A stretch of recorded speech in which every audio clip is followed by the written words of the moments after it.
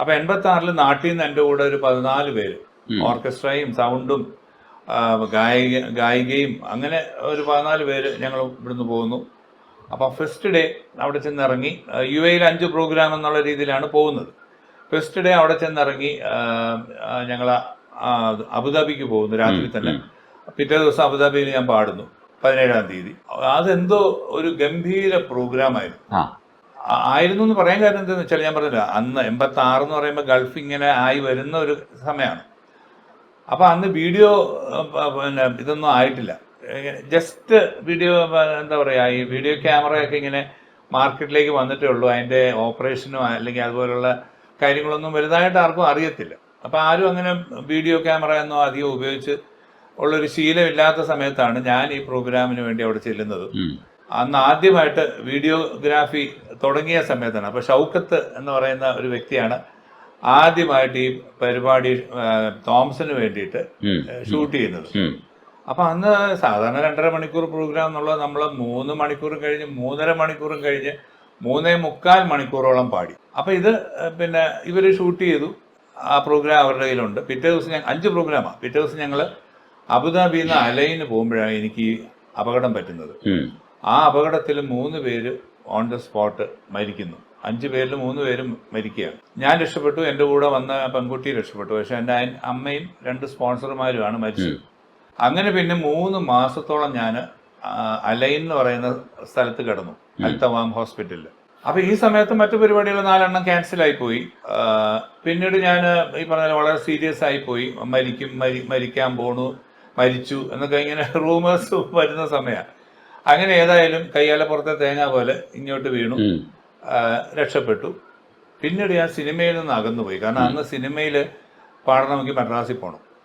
അപ്പോൾ അന്നത്തെ റെക്കോർഡിംഗ് എന്ന് പറയുന്നത് കൂടുതലും എറണാകുളത്താണ് ഈ കാസറ്റ് കമ്പനികളൊക്കെ ആരംഭിക്കുന്നത്. 82-ലാണ് ആദ്യത്തെ കാസറ്റ് കമ്പനി ഉണ്ടാകുന്നത്. അങ്ങനെ ആ ഒരു രീതിക്ക് എറണാകുളത്തേക്ക് ഞാൻ താമസം മാറ്റുകയായിരുന്നു ആ സമയത്ത്. പക്ഷെ മദ്രാസിൽ പോകാനുള്ള ബുദ്ധിമുട്ട് കാരണം ഞാൻ സിനിമയിൽ നിന്ന് അകന്നുപോയി. അപ്പം അങ്ങനെ ഇരിക്കെ ഒരു ദിവസം, അപ്പം എൻ്റെ ഗാനമേള വേദികളിൽ പലപ്പോഴും ഞങ്ങൾ സിദ്ദിഖും ലാലും ഒക്കെ മെമിക്രി പറഞ്ഞിട്ടുണ്ട്.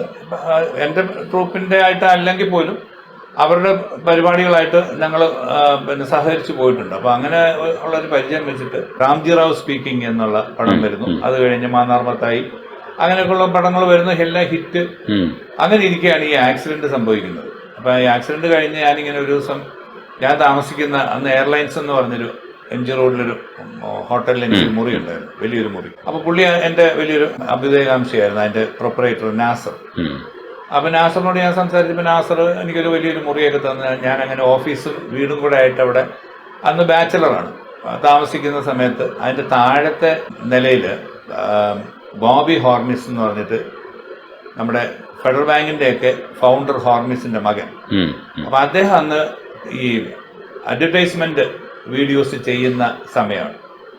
അപ്പോൾ പുള്ളിക്കാരനെ കാണാനായിട്ട് ഈ നമ്മുടെ സിദ്ദിഖും ലാലും അവിടെ എപ്പോഴും വരാറുണ്ട്. അപ്പം ഞാനൊരു ദിവസം കാർ ഷെഡിൽ നിൽക്കുമ്പോൾ ഇവരവിടെ വരുന്നു. അപ്പം ഞാൻ പറഞ്ഞു, നിങ്ങൾ പുതിയ പടമൊക്കെ എടുത്തിട്ട് നമ്മളെ വിളിക്കുന്നില്ലല്ലോ എന്ന് പറഞ്ഞപ്പം, നോക്കട്ടെ നമുക്ക് എന്തെങ്കിലും ചെയ്യാൻ പറ്റുമോ നോക്കാമെന്നൊക്കെ പറഞ്ഞ് അങ്ങനെ ഇരിക്കുകയാണ് ഈ ഗോഡ് ഫാദർ വരുന്നത്. അപ്പൊ സൂക്ഷ അന്ന് ഗോഡ് ഫാദറിന്റെ റെക്കോർഡിങ്ങിന്റെ അന്ന് തന്നെ എനിക്ക് പാലായില് അരുവിത്തുറ പള്ളിയില് എനിക്കൊരു ഗാനമേള ഓൾറെഡി ബുക്ക്, അന്നൊക്കെ 4-5 മാസം മുമ്പേ ബുക്ക് ചെയ്തിട്ടുണ്ടായിരുന്നു. അപ്പൊ അതേ ഡേറ്റിലാണ് മദ്രാസിൽ ഈ ഗോഡ് ഫാദറിന്റെ റെക്കോർഡിങ് വരുന്നത്. അപ്പം ഈ അപകടം കഴിഞ്ഞ ആദ്യത്തെ പടമാണ്, കളയാനും വയ്യ. എന്നാ ഈ ഗാനമേള ഇവിടെ പ്രശ്നമാവുമെന്ന്, കാരണം നമ്മൾ എഗ്രിമെന്റ് എഴുതി കൊടുക്കുന്ന അവിടെ ആള് ഇല്ലെങ്കിൽ ആൾക്കാർ സാധനം തല്ലി പൊട്ടിക്കും. അപ്പൊ ഇവിടെ എത്തുകയും വേണം. അങ്ങനെ റിസ്ക് എടുത്ത് പോയി പാടിയ ഒരു പാട്ടാണ് ഈ മന്ത്രി കൊച്ചമ്മ വരുന്നുണ്ട്. അത് സിനിമയില് നല്ലൊരു പ്രൈം സ്ഥലത്താണ് ആ പാട്ട് വന്നതും. ആ പാട്ട് ഭയങ്കരമായിട്ട് ശ്രദ്ധിക്കപ്പെട്ടു. അത്യാവശ്യം നന്നായിട്ട് ഞാൻ പാടുകയും ചെയ്തു. അപ്പൊ ഇന്നിപ്പോ അത് ലോ കോളേജിന്റെ നാഷണൽ ആന്തം പോലെ എല്ലാ ലോ കോളേജിലും അവരുടെ പ്രത്യേക പരിപാടിക്കൊക്കെ പാടുന്ന ഒരു പാട്ട്. ആഭ്യന്തര മന്ത്രിയാണ് ആ മന്ത്രിയൊക്കെ പറഞ്ഞിരിക്കുന്ന വേറൊരു സ്റ്റൈലാണ്. മന്ത്രി കൊച്ചമ്മ വരുന്നുണ്ട്, ആർപ്പോ കൈകൊട്ടിപ്പാടാം വരവേറ്റിടാം.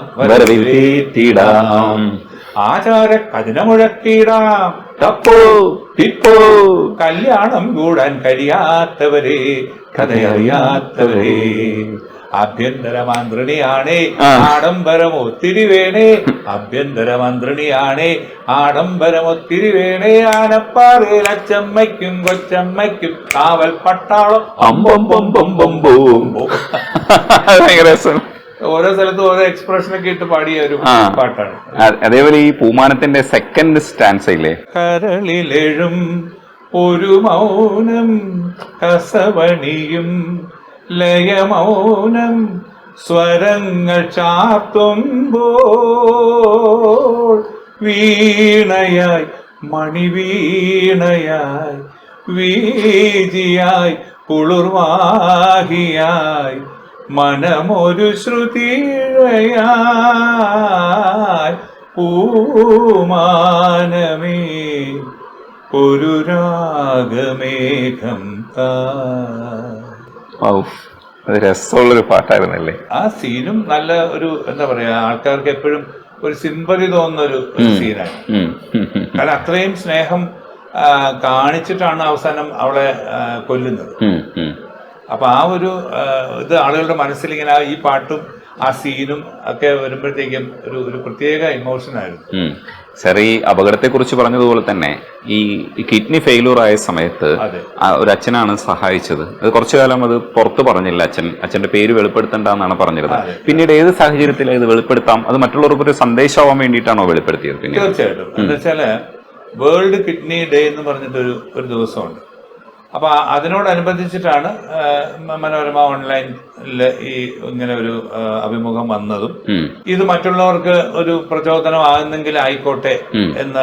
പിന്നീട് എനിക്ക് തോന്നുന്നു ഈ ഓപ്പറേഷൻ കഴിഞ്ഞ 4-5 വർഷത്തിന് ശേഷമാണ് ഈ രഹസ്യം നമ്മൾ വെളിപ്പെടുത്തുന്നത്. കാരണം അച്ഛൻ അങ്ങനെ ഒരു താല്പര്യം ഉണ്ടായിരുന്നില്ല. അച്ഛന് ഇങ്ങനെ ഞാനാണ് ഡോണർ, അല്ലെങ്കിൽ എനിക്കതുകൊണ്ട് വേറെ ഏതെങ്കിലും രീതിയിൽ അച്ഛനൊരു ഇത് കിട്ടും, മൈലേജ് കിട്ടും, അങ്ങനെയുള്ളൊരു ആഗ്രഹം ഉണ്ടായിരുന്നില്ല. അച്ഛൻ ആദ്യമേ പറഞ്ഞ കണ്ടീഷൻ, പിന്നെ ഞാനാണ് ഇതിന്റെ പുറകിൽ നിന്ന്, ആരും അറിയരുത്, ഞാനും മാർക്കൂസും നമ്മുടെ വീട്ടുകാരും ഡോക്ടറും, അല്ലാതെ വേറെ ആരും ഇത് അറിയരുത് എന്നായിരുന്നു അച്ഛന്റെ കണ്ടീഷൻ. അപ്പൊ അത് നമ്മൾ സമ്മതിച്ചു. കാരണം എന്താ വെച്ചാൽ നമ്മളിത് പറഞ്ഞ് വേറെ രീതിയിൽ അച്ഛനെ ബുദ്ധിമുട്ടുണ്ടാക്കുന്ന ഇതൊന്നും ഉണ്ടാക്കേണ്ട കാര്യമില്ലല്ലോ.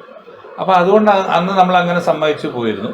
പക്ഷെ പിന്നീട് ഈ പറഞ്ഞ പോലെ ഇത് മറ്റുള്ളവർക്കൊരു പ്രചോദനം ആകുന്നെങ്കിൽ, മറ്റുള്ളവർക്ക് ഇതുപോലെ ഡൊണേറ്റ് ചെയ്യാനോ, അല്ലെങ്കിൽ പേടിക്കണ്ട, ഈ കിഡ്നി ഫെയിലിയർ വന്നാല് നമുക്ക് ജീവിതം അതോടുകൂടി തീർന്നു എന്നുള്ളൊരു ധാരണ വേണ്ട എന്ന് വരുത്താൻ കൂടിയാണ് നമ്മൾ പിന്നെ അത് രണ്ടുപേരും കൂടെ തീരുമാനിച്ചത് വേൾഡ് കിഡ്നി ഡേയിൽ അത് അറിയിച്ചത്. അതൊരു നല്ല സന്ദേശമായിരുന്നു സത്യത്തില്. ദൈവഭയമില്ലെന്റെ ദൈവം എന്ന് പറയുന്ന ആ പാട്ട്, അതും ഇതേപോലെ ഹിറ്റ് ഗണത്തിലുള്ള പാട്ടാണ്. അതെ അതെ അതെ. ഒരു സമയത്ത് ഈ ഇങ്ങനെയുള്ള കുറെ പാട്ടുകൾ ഭയങ്കര ഹിറ്റായിരുന്നു, ഒന്നിനു പുറകെ ഒന്നായിട്ട് ഹിറ്റായിരുന്നു. അതിന്റെ ഒരു 4 പേര് ഞാൻ പാടാം. ഭയമേതുമില്ലെന്റെ ദൈവം എന്നെ പരിപാലിച്ചു വളർത്തും, ആനന്ദത്തെളി നീർച്ചോലയിൽ അനുദിനം വഴി നടത്തും, നീയല്ലോ നല്ല ഇടയൻ വഴി കാട്ടും സ്നേഹിതൻ, ഓർശലേം നായകാ നിൻ തിരുനാമം പാവനം, ഭയമേതുമില്ലെന്റെ ദൈവം എന്നെ പരിപാലിച്ചു വളർത്തും, ആനന്ദത്തെളി നീർച്ചോലയിൽ അനുദിനം വഴി നടത്തും. കാരണം ദൈവം ആണ് നമ്മുടെ കൂടെ നമ്മളെ നയിക്കുന്നത്, അല്ലെങ്കിൽ നമ്മളെ നടത്തുന്നത് എന്നൊരു തോന്നൽ നമുക്ക് വന്നു കഴിഞ്ഞാൽ പിന്നെ പേടിക്കണ്ട എന്നുള്ളൊരു സന്ദേശമാണ് അതിനകത്ത് പൊതുവായിട്ട് കൊടുക്കുന്നത്. ആളുകൾക്ക് അങ്ങനെ ഒരു ധാരണ, ദൈവം നമ്മുടെ കൂടെ ഉണ്ടെങ്കിൽ പേടിക്കണ്ട. ഇപ്പൊ തന്നെ ഞാൻ പറഞ്ഞല്ലോ, എനിക്ക് ഈ ഒരു സന്നിധ അവസ്ഥയിൽ പോലും നമ്മൾ ചിലപ്പോൾ മരിച്ചു പോകാം, അല്ലെങ്കിൽ ഇതിൽ നിന്ന് കരയേറത്തില്ല എന്നൊക്കെയുള്ളൊരു ധാരണ വന്നപ്പോഴാണ് പെട്ടെന്ന് ഒരു ദൈവദൂതനെ പോലെ ഈ അച്ഛൻ വരുന്നതും, അച്ഛൻ ഡൊണേറ്റ് ചെയ്യാമെന്ന് പറയുന്നതും. അത് കഴിഞ്ഞിട്ടാണേലും ദൈവം തന്നെ നമ്മളെ നടത്തി. കാരണം പിന്നീട് അത് ഫെയിലിയർ ആവാതെയും റിജക്റ്റ് ആവാതെ ഒക്കെ ഇപ്പൊ ഇന്ന് 13-14 വർഷമായി ഞാനിപ്പോ സാധാരണ ജീവിതം തന്നെ നയിക്കുന്നു. ആ ഒരു 6 മാസം റെസ്റ്റ് എടുത്ത ഒഴികെ ബാക്കി എനിക്ക് മറ്റൊരു തരത്തിലുള്ള ബുദ്ധിമുട്ടുകളൊന്നും വന്നിട്ടില്ല. അപ്പൊ അതൊക്കെ ഒരു എന്താ പറയാ, ഒരു നല്ല സന്ദേശവും ഒരു ദൈവാധീനവും ഒക്കെയാണ്. ഇപ്പൊ ദൈവം നമ്മളെ ഇപ്പം ഏതൊരവസ്ഥയിലും അവസാനം നമ്മൾ വിളിക്കുന്ന വാക്ക് ഒന്ന് അമ്മയും ഒന്ന് ദൈവമാണ്. അപ്പം എത്ര വേദന വരുമ്പോഴും നമ്മൾ അമ്മയെ എന്നല്ലേ വിളിക്കുള്ളൂ, അല്ലെ ദൈവമേ എന്നേ വിളിക്കൂ. അപ്പൊ ആ ഒരു സന്ദേശമാണ് നമ്മൾ ഇതിനകത്തൂടെ എല്ലാവർക്കും കൊടുക്കുന്നത്.